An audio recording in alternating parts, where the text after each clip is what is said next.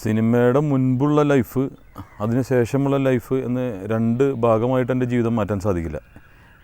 എന്ന് മുതൽ എൻ്റെ ഓർമ്മയിൽ ഞാനുണ്ടോ അന്ന് മുതൽ ഒരേ സ്വഭാവം തന്നെയാണ് കീപ്പ് ചെയ്തു പോകുന്നത്.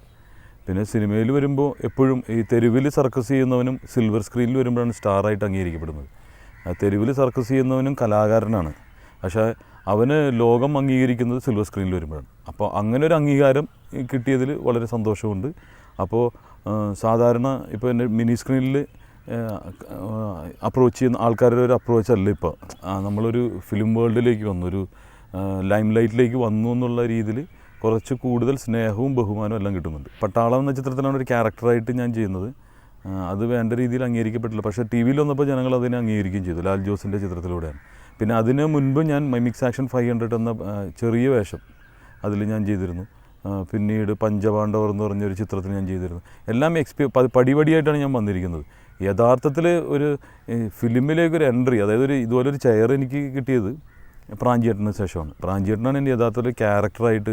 അതിന് ഇടയിൽ ഞാൻ ഈ പട്ടാളത്തിന് ശേഷം ഞാൻ മിനി സ്ക്രീൻ മാത്രം കോൺസെൻട്രേറ്റ് ചെയ്തു. അതായത് ഒരു പ്രൊജക്ട് ഡിസൈനറിൻ്റെ പോലെയായിരുന്നു ഞാൻ, ഒരു പ്രൊഡ്യൂസറിൻ്റെ പോലെ തന്നെ.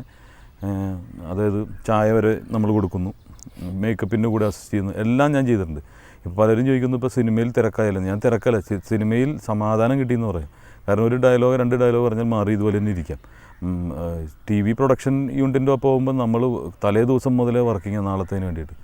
അപ്പോൾ അങ്ങനെ ഒരു യുഗം എന്ന് പറഞ്ഞാൽ ഇപ്പോൾ സമാധാനമായിട്ട് ജീവിക്കാൻ സാധിക്കുന്നു എന്നുള്ളതാണ് സന്തോഷം. ആദ്യ സമയത്ത് ഞാൻ പറഞ്ഞില്ല, ലാൽ ജോസ് സാറിൻ്റെ പട്ടാളമാണ് യഥാർത്ഥത്തിൽ ചെയ്യുന്നത്. പിന്നെ പ്രാഞ്ചിയേട്ടനിലൂടെയാണ് യഥാർത്ഥത്തിൽ എന്നിലുള്ളൊരു ശിലയിൽ ഒരു ശില്പമുണ്ടെന്ന് കണ്ടെത്തിയത് ശില്പിയായ രഞ്ജിത്ത് സാറാണ്. അപ്പം ഞാൻ വെറൊരു ശിലയായിരുന്നു, എന്നിൽ എന്തെങ്കിലും ഉണ്ട് എന്നറിയുന്ന, ഒരു സത്തുണ്ടോ എന്ന് അറിയുന്നത് രഞ്ജിത്ത് സാറിലൂടെ തന്നെയാണ്.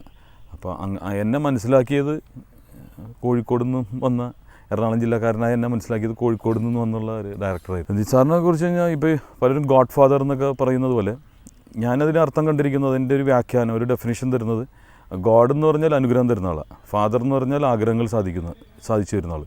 അങ്ങനെ വെച്ച് നോക്കുമ്പോൾ ആഗ്രഹങ്ങളും അനുഗ്രഹങ്ങളും തന്നൊരു ഡയറക്ടറാണ് രഞ്ജിത്ത് സാറ്. അപ്പോൾ എൻ്റെ ആ രീതിയിൽ ഞാൻ പറയുമ്പോൾ ഗോഡ് ഫാദറാണ്. പിന്നെ രഞ്ജിത്ത് സാറിനെ കുറിച്ച് പറയുക ഒരു ഇൻസ്റ്റിറ്റ്യൂട്ടാണ്. എനിക്ക് പ്രാഞ്ചിയേട്ടൻ എന്ന് പറയുന്ന ചിത്രം ഒരു ക്രാഷ് കോഴ്സായിരുന്നു. ഒരു 2 മാസം ഞാൻ അദ്ദേഹത്തിനോടൊപ്പം, ദേശീയ അവാർഡ് ജേതാക്കളുടെ നടുക്ക് ഞാൻ മാത്രം, ഒരു ലോക്കൽ അവാർഡ് പോലും കിട്ടാത്ത ഒരു ലോക്കൽ സ്റ്റാറാണ്. അപ്പോൾ അവരുടെ ഇടയിൽ നിന്ന് ഈ അഭിനയത്തിൻ്റെ പാഠങ്ങൾ പഠിക്കാൻ സാധിച്ചത് മറ്റുള്ള ചിത്രങ്ങളിൽ ചെന്നപ്പോൾ വളരെയധികം ഉപകരിച്ചു. അതിൻ്റെ ഒരു സീരിയസ്നെസ്, ഫിലിമിൻ്റെ ഒരു സീരിയസ്നെസ്, അഭിനയിക്കാൻ മാറി തമാശ പറയുക എന്നുള്ളതല്ല ആ സെറ്റിൽ. എപ്പോഴും ഒരു ക്യാരക്ടർ എടുക്കുമ്പോൾ അതിനൊരു ആത്മാവ് ഉണ്ടായിരിക്കണം എന്നുള്ളതൊക്കെ പഠിച്ചത് അവിടെ നിന്നാണ്. പിന്നെ അതിന് ശേഷമാണ് ഇന്ത്യൻ റുപ്പിയിൽ തിലകൻ ചേട്ടനെ പോലെയുള്ള ജീനിയസ് ആയിട്ടുള്ള എങ്ങനെ ഡയലോഗ് പ്രസൻറ്റ് ചെയ്യണം, അതിൻ്റെ ബോഡി ലാംഗ്വേജ് പഠിച്ചത് അദ്ദേഹത്തിൻ്റെ അടുത്തുനിന്നാണ്. പിന്നെ ഇപ്പോൾ ഹീറോ എന്ന് പറയുന്ന ചിത്രത്തിൽ വേണുചേട്ടൻ ഡയലോഗ് ഇല്ലെങ്കിലും എങ്ങനെ അഭിനയിക്കണം എന്നുള്ളൊരു ട്രെയിനിങ് തന്നു. അപ്പോൾ ഞാനൊരു വലിയ സിനിമാ കുടുംബത്തിൽ നിന്ന് വരുന്നതല്ല. അപ്പോൾ ഇതുപോലുള്ളതൊക്കെ എന്നെ സംബന്ധിച്ചിടത്തോളം ഏറ്റവും വലിയ ഭാഗ്യങ്ങളാണ്. അത് സിനിമയിലൊന്ന് എസ്റ്റാബ്ലിഷ് ആയപ്പോൾ തന്നെ ഈ പ്രതിഭകളോടൊപ്പം സഹകരിക്കാൻ സാധിച്ചത് ഭാഗ്യമാണ്. നമുക്കായിട്ട് ഏറ്റവും വലിയ എക്സ്പീരിയൻസ് എന്ന് പറഞ്ഞാൽ നമ്മുടെ ഫാമിലിനെ കുറിച്ചുള്ള ട്രെയിനിങ് കിട്ടും എന്നുള്ളതാണ്. എപ്പോഴും നമ്മളോട് പറയുന്നത് തന്നെയാണ്, സിനിമയൊക്കെ ഓക്കെ, പക്ഷേ ഫസ്റ്റ് പ്രിഫറൻസ് ഫോർ ഫാമിലി എന്നാണ് അദ്ദേഹം പറയുന്നത്. ആദ്യം ഫാമിലി, അതിനുശേഷം സിനിമ. അത് ഞാൻ കൂടുതൽ മനസ്സിലാക്കിയത്, മമ്മൂക്കയേക്കാൾ കൂടുതൽ ഞാൻ മനസ്സിലാക്കിയത് ജയസൂര്യ എന്ന് പറയുന്ന നടൻ്റെ അടുത്ത്.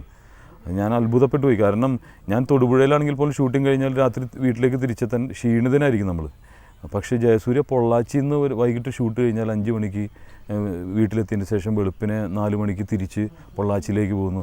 ഇത്രയും നല്ലൊരു ഫാമിലി മാനെ ഞാൻ മലയാള സിനിമയിൽ അല്ലാന്നല്ല പറയുന്നത്, പക്ഷേ ഇത്രയ്ക്ക് ഡെഡിക്കേറ്റഡ് ആയിട്ടുള്ള, ഫാമിലിക്ക് വേണ്ടി ഡെഡിക്കേറ്റഡ് ആയിട്ടുള്ളൊരു മനുഷ്യൻ ഞാൻ കണ്ടിട്ട്. മമ്മൂക്ക, പിന്നെ ജയസൂര്യ ഇപ്പോൾ കുഞ്ഞ് ജനിച്ച് 1 മാസം ലീവ് എടുത്തിരിക്കുക അതിന് വേണ്ടിയിട്ട്. അപ്പം ഞാൻ ഓർത്തു, അവനല്ലല്ലോ പ്രസവിച്ചത്, പക്ഷേ ജയസൂര്യല്ല പ്രസവിച്ചത്, പക്ഷേ അവൻ ഇപ്പോൾ ഗർഭകാല ശുശ്രൂഷയല്ല പുള്ളി.